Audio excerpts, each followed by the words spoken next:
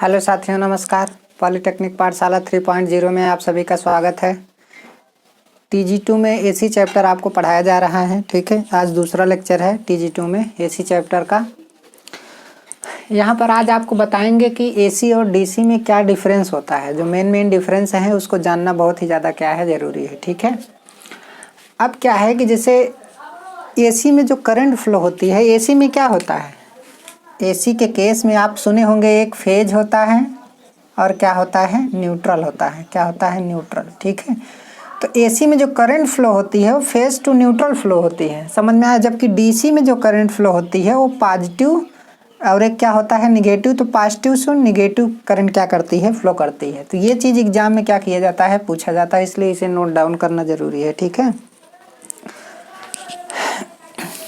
तो एसी के केस में जो करंट फ्लो करती है वो फेज टू न्यूट्रल फ्लो करती है, और जबकि डीसी के केस में जो करंट फ्लो करती है वो पॉजिटिव टू निगेटिव क्या करती है, फ्लो करती है। अब दूसरी बात क्या है कि जो एसी होता है उसका मैग्नीट्यूड और डायरेक्शन क्या होता है, उसका मैग्नीट्यूड एंड डायरेक्शन, मैग्नीट्यूड और डायरेक्शन क्या होता है, चेंज होता है। एसी के केस में मैग्नीट्यूड और डायरेक्शन क्या होता है, चेंज होता है। ठीक है, क्या होता है, चेंज होता है। जबकि डीसी के केस में मैग्नीट्यूड और डायरेक्शन क्या रहता है, स्थिर रहता है। मतलब एक ही दिशा में चलती है, एक ही दिशा में क्या होती है, चलती है। ठीक है, तो डीसी के केस में उसका मैग्नीट्यूड भी कांस्टेंट रहता है और डायरेक्शन भी क्या रहता है, कांस्टेंट रहता है। डीसी के केस में डायरेक्शन चेंज नहीं होता है, जबकि एसी के केस में मैग्नीट्यूड और डायरेक्शन दोनों क्या होते हैं, चेंज होते हैं। ठीक है, तो डीसी के कारण देखिए होता क्या है कि अब यहाँ पर एक चीज़ लिखा गया है कि एसी फेज से न्यूट्रल की तरफ क्या होती है, फ्लो करती है। यहाँ पर से रहेगा, एसी जो होता है वो फेज से न्यूट्रल की तरफ क्या करती है, फ्लो करती है, तथा डीसी पॉजिटिव से निगेटिव की तरफ क्या करती है, फ्लो करती है। ठीक है, डीसी का मैग्नीट्यूड और डायरेक्शन क्या होता है, फिक्स होता है। डीसी का मैग्नीट्यूड और डायरेक्शन क्या होता है, फिक्स्ड होता है। ठीक है, जबकि एसी का मैग्नीट्यूड और डायरेक्शन क्या होता रहता है, चेंज होता रहता है।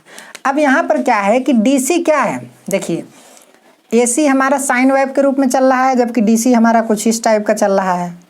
तो ये क्या है, यूनिडायरेक्शनल है। डीसी क्या है हमारा, यूनिडायरेक्शनल। क्या बोलेंगे, यूनिडायरेक्शनल का मतलब एक दिशीय। यूनिडायरेक्शनल का मतलब क्या है, एक दिशीय। और ये क्या है, नॉन यूनिडायरेक्शनल। ठीक है, नॉन यूनिडायरेक्शनल का मतलब, और इसी को आप बाई डायरेक्शनल भी बोल सकते हैं, बाई डायरेक्शनल। ठीक है, इसी को आप क्या बोल सकते हैं, बाई डायरेक्शनल। मतलब क्या है कि एसी जो है बाई डायरेक्शनल सप्लाई है, क्योंकि देखिए यहाँ पर पॉजिटिव में ये पॉजिटिव हाफ साइकिल, फिर निगेटिव में आपका निगेटिव हाफ साइकिल आ गया। ठीक है, तो ये हमारा निगेटिव हाफ साइकिल है, क्या है, पॉजिटिव। तो डायरेक्शन क्या हो रहा है, चेंज हो रहा है, पॉजिटिव से निगेटिव, निगेटिव से पॉजिटिव, पॉजिटिव से निगेटिव, निगेटिव से पॉजिटिव। ठीक है, तो अब यहाँ पे क्या है कि एसी जो सप्लाई होती है वो बाई डायरेक्शनल होती है, जबकि डीसी जो सप्लाई होती है वो आपका क्या होता है, यूनिडायरेक्शनल सप्लाई होती है। तो यहाँ पर ये भी चीज़ लिख कर आपको दिखाया गया है कि डीसी यूनिडायरेक्शनल करंट होती है। ठीक है, जबकि एसी क्या होती है, बाई डायरेक्शनल करंट होती है।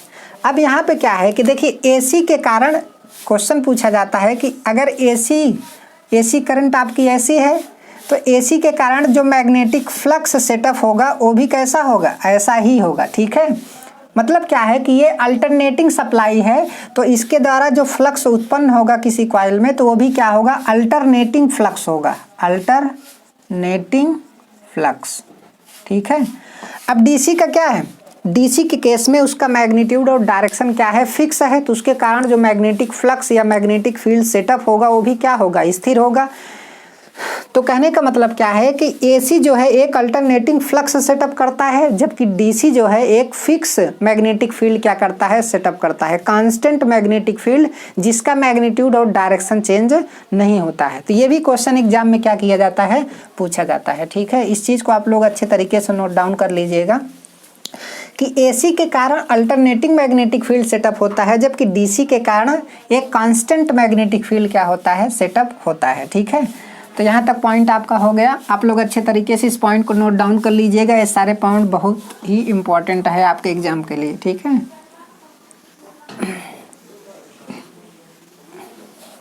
मैं पहले लिख के इसलिए पढ़ाता हूँ ताकि अपलोड करने में जो है MB कम खर्च लगे, ठीक है।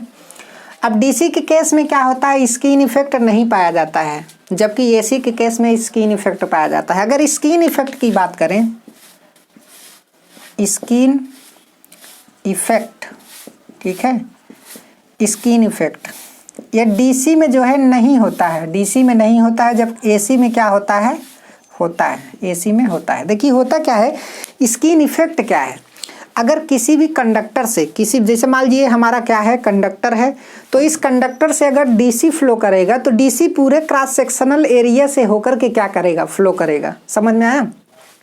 लेकिन अगर इस कंडक्टर से AC फ्लो करेगा तो AC जो है केवल आउटर सरफेस से होकर क्या करता है, फ्लो करता है। इसके मिडिल पॉइंट पर, AC के केस में इस कंडक्टर के मिडिल पॉइंट पर कोई भी करंट नहीं होती है, समझ में आया। लेकिन जो AC फ्लो करता है वो उसके आउटर सरफेस पे ऐसे क्या करता है, फ्लो करता है, ठीक है। जबकि DC जो है पूरे क्रॉस सेक्शनल एरिया से होकर के क्या करता है, फ्लो करता है। तो इसी को स्किन इफेक्ट बोला जाता है, इसी को क्या बोला जाता है, स्किन इफेक्ट। जब पूरे करंट जो है, जब पूरे क्रॉस सेक्शनल एरिया से होकर फ्लो करेगा तो स्किन इफेक्ट आपका 0 होगा। लेकिन जब करंट जो है पूरे क्रॉस सेक्शनल एरिया से होकर फ्लो नहीं करेगा, केवल आउटर सरफेस से फ्लो करेगा, तो उस कंडीशन में क्या होगा, स्किन इफेक्ट होगा। तो AC जो है इसके आउटर भाग से क्या करती है, फ्लो करती है, जबकि DC जो है इसके पूरे भाग से, इसके पूरे क्रॉस सेक्शनल एरिया से क्या करती है, फ्लो करती है, ठीक है। तो AC में क्या होता है, स्किन इफेक्ट होता है, और DC में क्या होता है, स्किन इफेक्ट नहीं होता है। DC में स्किन इफेक्ट लगभग क्या होता है, 0 होता है, ठीक है। अब जो स्किन इफेक्ट होता है, स्किन इफेक्ट की वजह से जो है ओवरऑल रेजिस्टेंस क्या हो जाता है, बढ़ जाता है, और कंडक्टर का थिकनेस मतलब उसका क्रॉस सेक्शनल एरिया भी क्या हो जाता है, घट जाता है, क्योंकि वो आउटर सरफेस से होकर क्या करेगी, फ्लो करेगी। तो अगर स्किन इफेक्ट की बात करें तो DC के केस में स्किन इफेक्ट नहीं होता है, जबकि AC के केस में स्किन इफेक्ट होता है, ठीक है। तो स्किन इफेक्ट का मतलब क्या है कि करंट जो है पूरे क्रॉस सेक्शनल एरिया से ना फ्लो होकर के आउटर सरफेस पे फ्लो कर रही है, तो उसी को क्या बोला जाता है, स्किन इफेक्ट बोला जाता है। स्किन इफेक्ट से क्या होता है कि रेजिस्टेंस जो है कंडक्टर का बढ़ जाता है, और क्रॉस सेक्शनल एरिया उसका क्या हो जाता है, घट जाता है। ये चीज़ अपने दिमाग में रखिएगा, ये क्वेश्चन एग्जाम में क्या किया जाता है, पूछा जाता है। जब आपको पावर सिस्टम पढ़ाया जाएगा तो वहाँ पर स्किन इफेक्ट के बारे में बहुत डीपली आपको क्या किया जाएगा, बताया जाएगा। लेकिन यहाँ पर यह जानना जरूरी है कि DC के केस में स्किन इफेक्ट नहीं पाया जाता है, जबकि AC के केस में स्किन इफेक्ट क्या होता है, पाया जाता है। AC में क्या होता है, AC में इंडक्टिव रिएक्टेंस XL बराबर होता है 2πf × L। ये कहाँ से आया, कैसे आया, ये चीज़ भी आपको अच्छे तरीके से बताया जाएगा। AC के केस में इंडक्टिव रिएक्टेंस 2πf × क्या होता है, L होता है। इसे क्या बोला जाता है, इंडक्टिव रिएक्टेंस बोला जाता है। क्या बोला जाता है, इंडक्टिव रिएक्टेंस। प्रेरक प्रतिघात, हिंदी में क्या बोलते हैं, प्रेरक प्रतिघात। इंग्लिश जानिए तो ज़्यादा अच्छा रहेगा, ठीक है।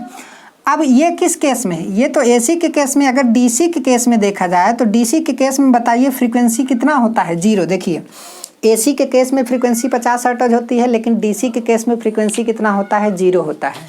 तो उस कंडीशन में जब F बराबर 0 हो जाएगा तो XL बराबर आपका क्या हो जाएगा, 2π × 0 × क्या हो जाएगा, L। तो बराबर XL बराबर आपका क्या हो जाएगा, 0 हो जाएगा। समझ में आया। अब XL बराबर अगर 0 हो जाएगा तो इस केस में होता क्या है कि अब यहाँ पे क्या है, XL बराबर अगर 0 हो गया तो इसका मतलब क्या है कि इंडक्टिव रिएक्टेंस क्या होता है, आपका 0 होता है। किस केस में, DC के केस में। DC के केस में इंडक्टिव रिएक्टेंस 0 क्यों होता है, क्योंकि फ्रीक्वेंसी क्या होती है, 0 होती है। जबकि AC के केस में जो है इंडक्टिव रिएक्टेंस 2πf × L होता है। ये चीज़ आप लोग अच्छे तरीके से ध्यान रखिएगा, ठीक है। अब जैसे यहाँ पे बात करें, अगर इंडक्टिव करंट की बात करें तो इंडक्टिव करंट IL बराबर होता है V/ क्या होगा, XL होगा, ठीक है। यहाँ पे क्या होगा, XL। भाई जैसे I बराबर होता था V/R, उसी प्रकार जो है AC सर्किट में V/ क्या होगा, XL। लेकिन किसमें, किसी इंडक्टर में, किसमें, किसी इंडक्टर में, ठीक है। तो V/ क्या होता है, XL होता है। तो अब यहाँ पर AC के केस में तो हमारा इतनी करंट होगी, लेकिन अगर DC के केस में देखा जाए तो V/XL। XL बराबर DC के केस में कितना आया था, 0। तो यहाँ पर IL बराबर आपका V/ क्या हो जाएगा, 0। तो बताओ क्या हो जाएगी, करंट इनफाइनाइट हो जाएगी। समझ में आया। डीसी के केस में जो इंडक्टिव करंट होती है वो क्या होती है, इनफाइनाइट होती है। समझ में आया। डीसी के केस में जो इंडक्टिव करंट होती है वो क्या होती है, इनफाइनाइट होती है, जबकि डीसी के केस में इंडक्टिव रिएक्टेंस क्या होता है, जीरो होता है। और एसी के केस में इंडक्टिव करंट आपकी इतना होती है और इंडक्टिव रिएक्टेंस एक्सएल बराबर 2 पाई एफ इंटू क्या होता है, यल इतना होता है। ठीक है, इस चीज़ को आप लोग अच्छे तरीके से ध्यान रखिएगा, पढ़ लीजिएगा कायदे से। ठीक है, ये सारे पॉइंट नोट डाउन करना आपके लिए बहुत ही ज़्यादा जरूरी है। अभी तो हो गया इंडक्टिव रिएक्टेंस। यहाँ पर लिखा गया है कि एसी के केस में इंडक्टिव रिएक्टेंस एक्सएल बराबर 2 पाई एफ इंटू यल होता है, जबकि डीसी के केस में एक्सएल बराबर क्या होता है, जीरो होता है। क्यों? क्योंकि डीसी के केस में फ्रीक्वेंसी हमारी क्या होती है, जीरो होती है। ठीक है,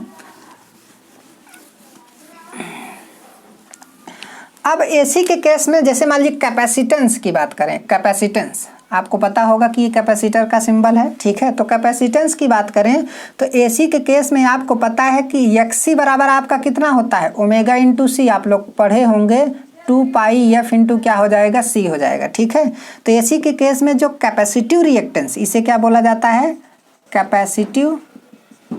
कैपेसिटिव रिएक्टेंस बोला जाता है। ठीक है, रिएक्टेंस इसे क्या बोलते हैं, कैपेसिटिव रिएक्टेंस। ठीक है, संधारित्र प्रतिघात। ठीक है, तो एक्सी बराबर आपका कितना हो जाएगा, 1/2 पाई एफ इंटू सी हो जाएगा। लेकिन ये किस केस में है, एसी के केस में। अगर डीसी की बात करें तो डीसी के केस में एक्सी बराबर आपको पता है कि 2 पाई एफ इंटू क्या होता है, सी। तो बताइए डीसी के केस में फ्रीक्वेंसी कितनी होती है, जीरो। तो 2 पाई इंटू आपका जीरो इंटू आपका क्या हो जाएगा, सी हो जाएगा। तो बताओ नीचे का पार्ट क्या हो गया, जीरो आ गया। तो एक्सी बराबर क्या हो जाएगा, इनफाइनाइट हो जाएगा। तो इसका क्या मतलब है कि कैपेसिटिव रिएक्टेंस के केस में, डीसी के केस में कैपेसिटिव रिएक्टेंस इनफाइनाइट आता है, जबकि एसी के केस में कैपेसिटिव रिएक्टेंस 1/2 पाई एफ इंटू सी आता है। ठीक है, तो अगर करंट की बात करें तो कैपेसिटर करंट की बात करें तो क्या, कैपेसिटर करंट को चार्जिंग करंट बोलते हैं। क्या बोलते हैं, चार्जिंग करंट। ठीक है, तो अब यहाँ पे क्या है, अगर एसी के केस में करंट की बात करें तो आईसी बराबर आपका V/X इंटू सी होगा। ठीक है, तो बराबर आपको पता है कि V/XC बराबर 1/ओमेगा इंटू सी होता है। तो बराबर आपका omega into C into V हो जाएगा, बराबर 2 pi F into C into क्या हो जाएगा, वी हो जाएगा। एसी के केस में जो करंट हमारी कौन सी है, आईसी है। ठीक है, एसी के केस में ये हमारी क्या है, करंट है, 2 pi F into C into क्या हो जाता है, वी हो जाता है। ये किस केस में है, एसी के केस में। लेकिन डीसी के केस में जो करंट होगी, आईसी बराबर 2 pi F into C into V. DC के केस में चूंकि एफ बराबर क्या होता है, जीरो, फ्रीक्वेंसी बराबर जीरो होता है, तो आईसी बराबर 2 पाई इंटू जीरो इंटू आपका सी इंटू आपका क्या हो जाएगा, वी हो जाएगा। तो बताइए आईसी बराबर क्या हो गया, जीरो, क्योंकि जीरो से गुणा हो जाएगा तो चार्जिंग करंट का मान क्या होता है, जीरो होता है। ये क्वेश्चन एग्जाम में क्या किया जाता है, पूछा जाता है कि डीसी केस में चार्जिंग करंट जो होती है हमारी क्या होती है, जीरो होती है, या फिर कैपेसिटिव करंट कितनी होती है, जीरो होती है। जबकि एसी के केस में capacitive current 2 pi F into क्या होता है, 2 पाई एफ सी इंटू क्या होता है, वी होता है। ठीक है, इस चीज़ को अच्छे तरीके से नोट डाउन कर लीजिएगा आप लोग, इसीलिए डेरिवेट करके हमने आपको बता भी दिया। अब यहाँ पे क्या है कि एक्सी और एक्सएल, इन दोनों को मिला करके यक्स आता है, और यक्स बराबर होता है एक्सएल माइनस क्या आता है, एक्सी आता है। समझ में आया। तो यक्स को क्या बोला जाता है, रिएक्टेंस बोला जाता है, रिएक्टेंस। यक्स को क्या बोला जाता है, रिएक्टेंस बोला जाता है। इसे क्या बोला जाता है, कैपेसिटिव रिएक्टेंस। समझ में आया। और इसे क्या बोला जाता है, इंडक्टिव रिएक्टेंस। इसे क्या बोला जाता है, इंडक्टिव रिएक्टेंस। तो अब ये बताइए कि एसी के केस में तो मान लीजिए जो हमारा रिएक्टेंस होगा वो कितना होगा, एक्सएल माइनस क्या होता है, एक्सी होता है। लेकिन अगर डीसी की बात करें तो डीसी के केस में यक्स बराबर आपका एक्सएल माइनस क्या होता है, एक्सी होता है। ठीक है, अब डीसी के केस में आपने क्या निकाला है, डीसी के केस में आपको पता है कि एक्सएल बराबर जीरो होता है और एक्सी बराबर आपका क्या होता है, इनफाइनाइट होता है। भाई एक्सएल बराबर कितना होता है, जीरो, क्योंकि फ्रीक्वेंसी जीरो, तो एक्सएल बराबर भी क्या हो जाएगा, जीरो। और यहाँ पर फ्रीक्वेंसी जीरो, तो एक्सी बराबर आपका क्या हो जाता है, इनफाइनाइट हो जाता है। ये चीज़ अभी पीछे करके हम आपको क्या किए हैं, दिखाए हैं। ठीक है, तो x बराबर आप 0 लिखेंगे, माइनस क्या लिखेंगे, इनफाइनाइट। तो x बराबर आपका माइनस क्या आ जाता है, इनफाइनाइट आ जाता है। इसका मतलब क्या है, इसका मतलब ये है कि डीसी के केस में, जो डीसी लाइन होगी उसके केस में रिएक्टेंस क्या होता है, माइनस इनफाइनाइट होता है। रिएक्टेंस क्या होता है, माइनस इनफाइनाइट होता है। जबकि एसी के केस में x बराबर एक्सएल माइनस क्या होता है, एक्सी होता है। ठीक है, ये चीज़ आप लोग अच्छे तरीके से क्या कर लीजिएगा, पढ़ लीजिएगा। डीसी के केस में चार्जिंग करंट क्या होती है, 0 होती है, जबकि इंडक्टिव करंट क्या होती है, इनफाइनाइट होती है। ये सारी चीज़ें आप लोग अच्छे तरीके से नोट डाउन कर लीजिएगा। ठीक है, अब आपको कुछ क्वेश्चन बताते हैं, अभी आगे नहीं बढ़ते हैं, अभी ये अंतर आप समझ लीजिए बढ़िया तरीके से, फिर उसके बाद आगे बढ़ेंगे।